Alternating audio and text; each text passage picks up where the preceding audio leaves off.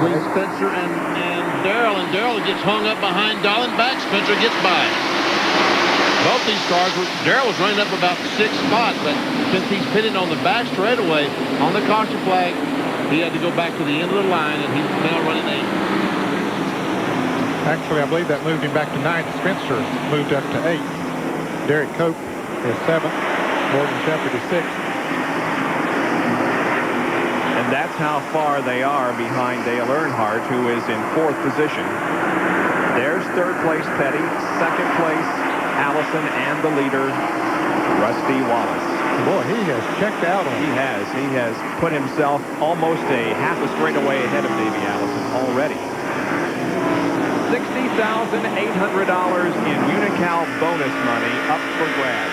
There once again is the Bojangles 4 driven by Derrike Cope out of the Cale Yarborough stable, and that car and that driver have both turned in outstanding performances. Just as we say that, he spins. He was running 7th. Michael Waltrip, they made contact, but Derrike had lost the car. It looked like the back end got loose, and then he got into Michael. Well, that is a shame because, as we said, that car... I told you don't say nothing about that. Didn't I tell you that? Yeah, you did. Sorry about that.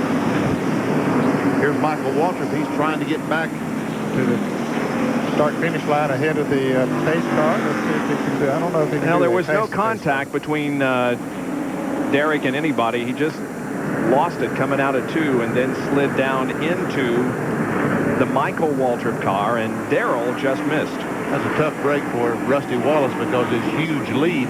Yep. Never see Cope again. He gets a little bit high and gets out of that groove a little bit, got the car going, and just never could get the back end back. Michael makes a little bit of contact, just enough that he goes around, and Darrell goes between the 2 yellow cars along with someone else, and then a bunch of cars go through the middle. I thought that by sliding down into Michael that Derrike might have saved the car, but he didn't. It spun down to the inside and made contact with the wall, crunching it in the front end. Lap 399, we're on our 16th caution. Boy, have we seen some damaged cars today. You can bet that the crews are going to be working overtime, rebuilding them. Remember last week we started our building feature? Well, here's part 2 with Benny. Last week on our car building process, we built this chassis. This week, we're going to add the sheet metal. Now, to help me out, I'm bringing in Eddie Dickerson, who's a fab shop manager for Hendrick Motorsports. Eddie, what's the first thing you do? Well, Benny, right here, Greg has simply ran strings down the side of the car. They're parallel with the frame rail. This just gives us something to measure from. We've got to get the wheels, the tires, the suspension package. It's going to all be exactly where we want it, so we can cover this thing up with some sheet metal. We've got all kinds of tools in the shop. This is an English wheel. It's just used to shape the front fender. Shrinkers and stretchers, that's what we do. That's how we make our fenders. And folks, he's calling this a fender. Watch this. I would call it I don't know what I would call it. Where does it go, from the center of the tire forward? That's right, Benny. That's our front fender. We've got a rear quarter pound. Starts at the center of the rear tire. It goes to the back bumper.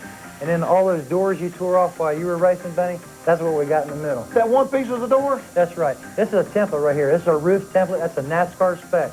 It's got to fit. And now they're welding the pieces together. What's the red thing on front of the fender? Those are Clecos. They're just temporary fasteners. They hold the whole car together while we're welding it up. So the body is done, the chassis is done. I tell you, while they finish the rest of this, get all the bond building, paint, I'm going next door and build an engine next week. What did he say about you tearing the fenders off cars, Benny? Doors, he said. Oh, doors. well, doesn't make any difference. I did one in 1973, tore a door right off the right side of my car. Well, we have seen a lot of sheet metal damaged, and here's some more. Michael Waltrip, who was involved in that incident out there with Derrike Cope, drove it around and lost a wheel pulling out and further damaged the car. And look at this. The front clip missing on a couple of cars, including Jeff Bodine and Sterling Marlin. There is Ernie Irvin, who is also showing some battle scars here late in the going of the Food City 500.